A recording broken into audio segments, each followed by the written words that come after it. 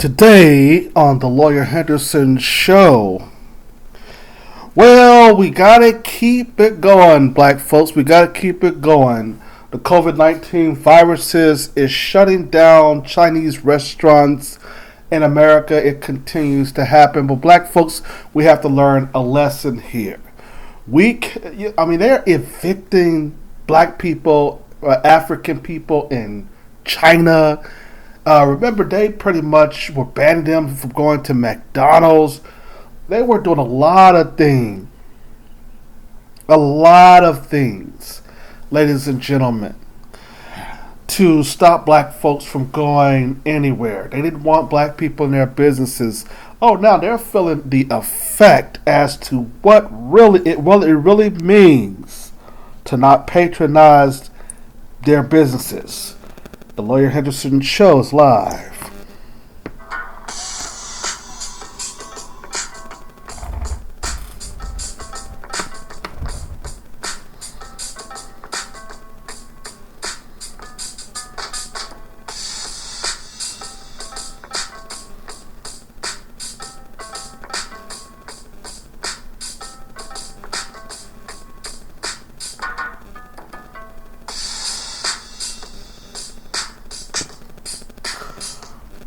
Chinese companies are pretty much in a desperate attempt to try to get more customers, as now as COVID-19 helped and the situation of where they are suffering a great deal. Good evening, ladies and gentlemen. Good day. I am your brother. I am your host. I am your friend to the end. Welcome to the Lawyer Henderson radio podcast today show. Well, actually, welcome to my podcast show. Well, ladies and gentlemen, you see, when it comes to discriminating against black folks, when it comes to making sure that you discriminate against us, you keep us in a segmented labor market, you don't do nothing for us, you keep on trying to then ignore our issues, and you pretty much talk about us and say these people are no good. Look at now how the effects of the COVID-19 virus have shut out Chinese people in Los Angeles. Look how it shut out in other parts of the country. Look at New York. Is anybody going into Chinese restaurants specifically as states could, say that they are open for businesses? What kind of changes are you seeing now? What kind of changes are you seeing, ladies and gentlemen, out there now? Is people looking at China and Chinese people and their restaurants and their food? We talked there about white people cooking. We talked about how our parents, how they sit in and how they were wanting to do sit in restaurants, and they told us that, hey, this is the way we should integrate in order to build to get some type of financial relationship with white folk. Did that happen? Did that happen as to how we wanted it to? Now that we look at now we can see empirically what's going on after years and talking about integration. And look at now how racist Chinese people was to black folks. They were evicting black people, African people, like I said, in China, and now keeping black folks out of their restaurants in China has an effect here in America, because now we are pretty much responding to the fact that we're not just going to only patronize Chinese people and in their countries and in other Chinese restaurants in London and other places, but we as black folks in America, we're just not going to fool with these people, period. We're educating our women, of course, to stop buying weave out of their shops. We're educating black women to do business with each other, to make sure that you go to a nail shop or go to a shop where you can buy weave from hopefully from another black person, or get your hair done at least from another black woman, instead of getting your nails done and all this stuff from the Chinese people. Now, there's not that many black women's stores, but you get the point. But don't you all see the difference between how we're able to stop at just buying food from Chinese people? It didn't take a long time for us to just stop buying food from their restaurants here in America. And now they are suffering a great deal. They're saying that there has been in America that Chinese unemployment has risen from the up top of the roof of almost 10,000 of Chinese people have filed for unemployment. The restaurants need help, and they're asking the American government for more money.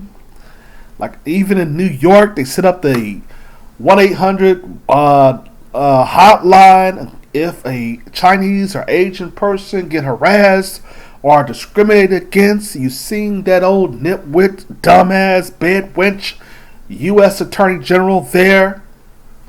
She set up a hotline for them in case they got some type of discrimination going on or something like that.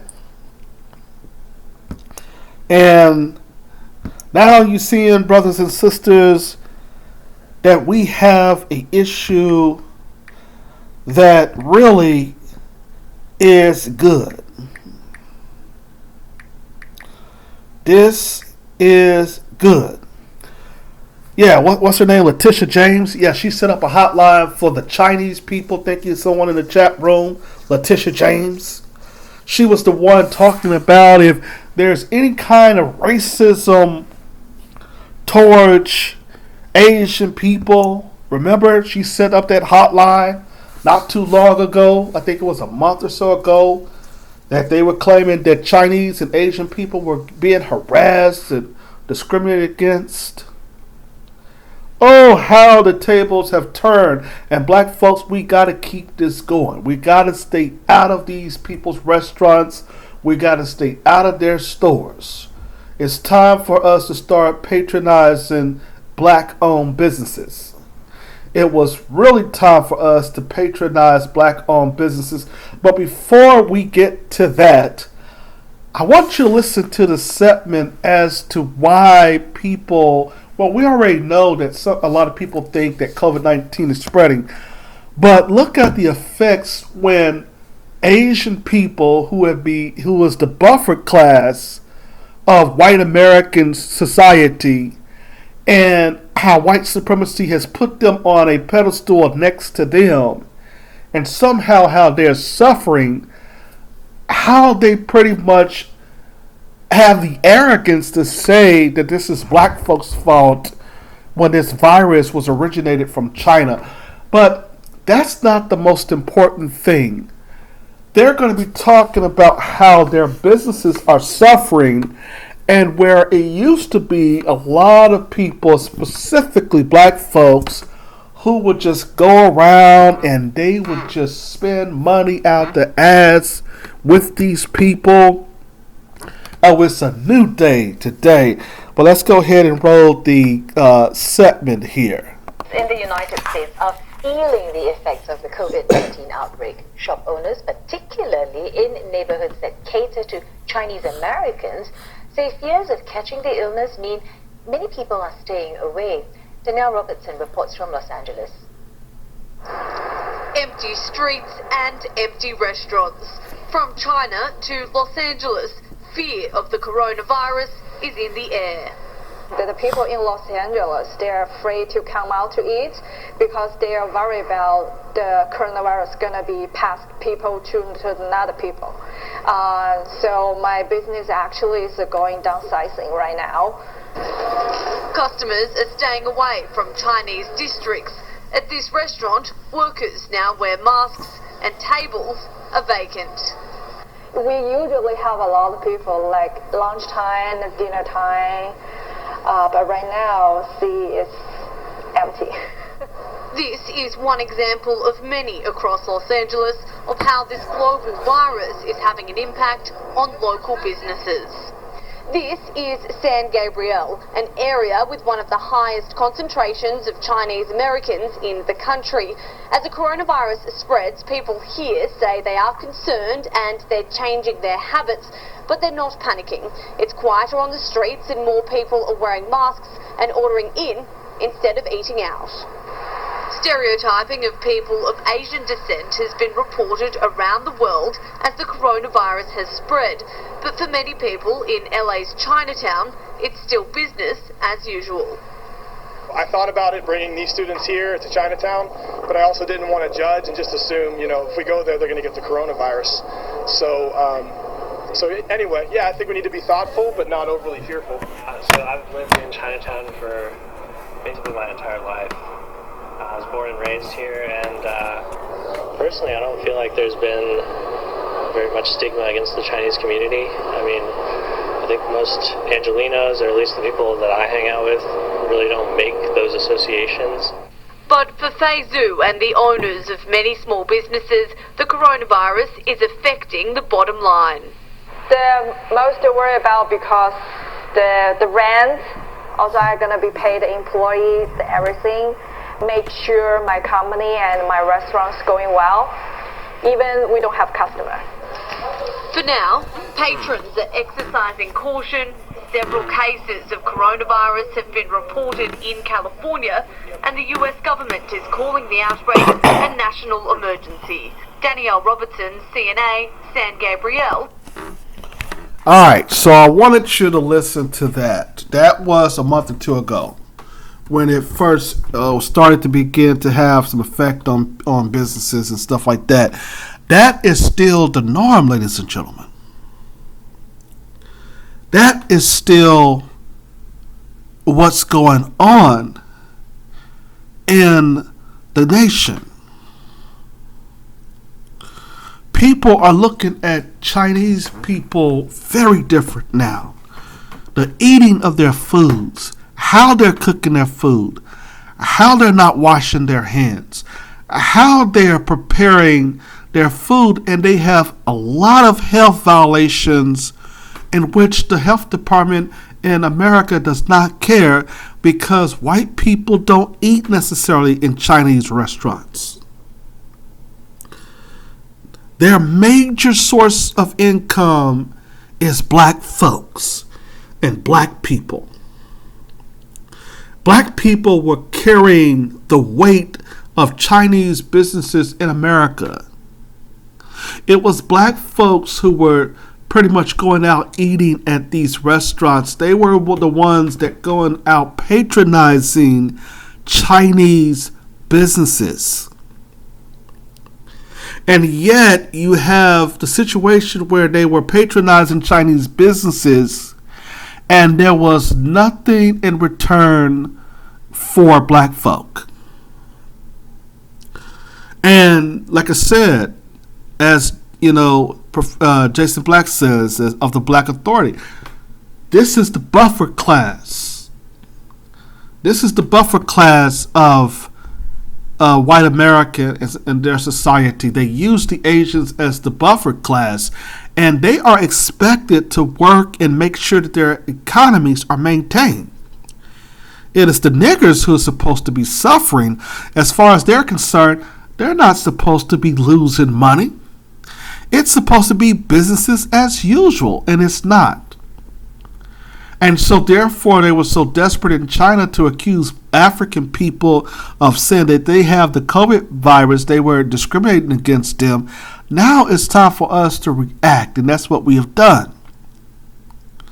So we have to keep up this thing. We just can't stop as far as letting this go. We got to stay out of these people restaurants. We should not be eating in their restaurants. We got to make it a permanent thing that our dollar, and when we go spend it, must be respected. We first have to be respected. not the dollar, but we have to be respected in order to spend our money in any of these people's restaurants and their businesses. Look at how the Koreans are treating black women. Look at how they won't even share anything. They won't do businesses. They don't even support black businesses. But yet we go and patronize them. They're not going to patronize black folk. And they think it's the norm because they say, well, you know, these niggas, they so dumb. They don't have no code. They'll just shop anywhere. They'll just give people their money without even thinking. This is exactly what every race think of black folks. And so therefore, it seems that black folks is pretty much saying, well, you know what? I am not going to shop here. I'm not going to spend my hard-earned money at this restaurant. I'll keep my money in the pocket.